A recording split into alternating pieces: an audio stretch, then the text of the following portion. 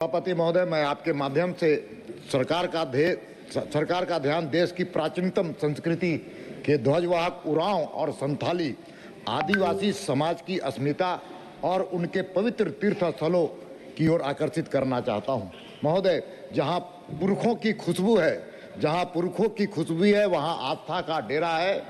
वो रोहतासगढ़, वो मुड़मा, वो मारंगबुरु पहचान का सवेरा है।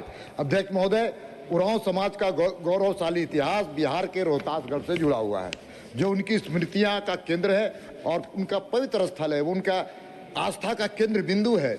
वहीं रांची के मांडर में स्थित मुड़मा स्थल न केवल एक धार्मिक शक्ति खूंटा है, बल्कि यहाँ से उस पढ़ा परंपरा की शुरुआत हुई थी जिसने आदिवासियों की राजनीतिक, प्रशासनिक और सामाजिक सूत्र में पिरोने का काम किया था। महोदय, आज भी यह स्थल लाखों लोग वहां आते हैं और वहां के आदिवासी लाखों लोगों के वो आस्था का केंद्र बिंदु भी है।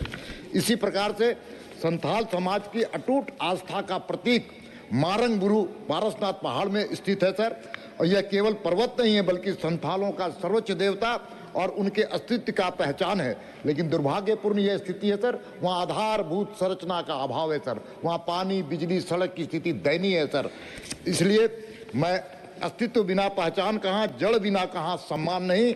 आज ये वैश्विक धरोहर बुनियादी सुविधाओं के लिए तरस रही है। महोदय, विरासत सुरक्षित रहेगी तभी आदिवासियत बचेगी। मेरी सरकार से मांग है कि मारंगबुरु, मुड़मा और रोहतासगढ़ क्यों एक विशिष्ट सांस्कृतिक कॉरिडोर बना करके आदिवासियत को बचाने का काम करें। धन्यवाद।